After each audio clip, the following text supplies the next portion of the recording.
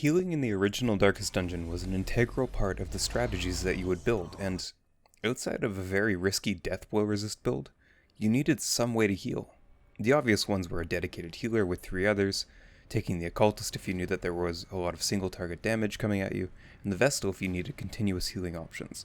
There were some more uncanny combinations like double Arbalist for fights of attrition because of their healing received buffs, self-heal only comps where it was mostly everyone for themselves, and so on.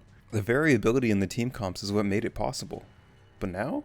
Now we don't have that. We have one of each character per team, which begs the question, how do you heal? The short answer? Well, you're probably not going to be healing as much, and here's why. First, look at the descriptions of the characters that they've given so far. There's almost no discussion of healing, like on any of the characters.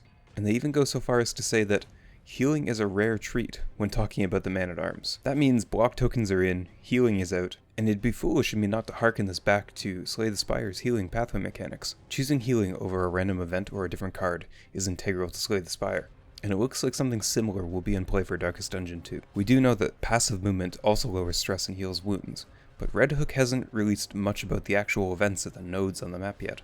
My guess is that there will be a mix of shops, battles, and healing events, but knowing Red Hook, they'll spice it up in their own Red Hooky way.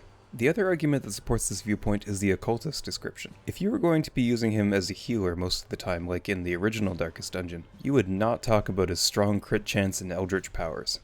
It makes him sound more like a mage rogue class instead of a healer. No, it seems like Red Hook is pushing him out of his healing role a little bit, maybe so far as to give him a set amount of healing per encounter, or tie conditions to it like the Absinthe ability that the Grave Robber has been revealed to have. On top of all that, remember that they're going for a token-based combat system instead of the old combat format, to the extent that it looks like even stress is being handled with tokens instead of raw values. Those pips below the health bars are reminiscent of the stress bars, so I wouldn't be surprised if stress 2 is stickier, and will take some sort of trade-off mechanic to reduce, similar to healing. So what does this all mean for you? Well, unless this unknown hero is an absolute powerhouse healer, expect to be micromanaging your health bars more, and really dipping those health pools low to make use of some more obscure healing options. Block tokens are probably going to be a major component of the new game, as well as dodge tokens, healing camps, and whatever else they decide to implement to build up their game's resource system. Put more emphasis on preparation for the road trip through hell,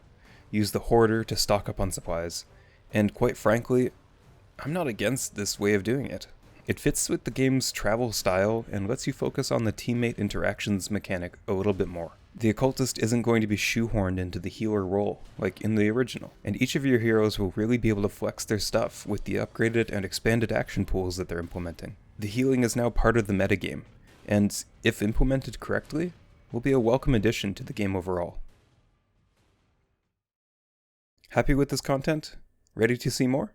Comment what aspect of the game you'd like to hear about next, and be sure to like the video if you enjoyed the analysis, so that the algorithm can serve this content to you in the future. Until next time, take care, and good luck out there.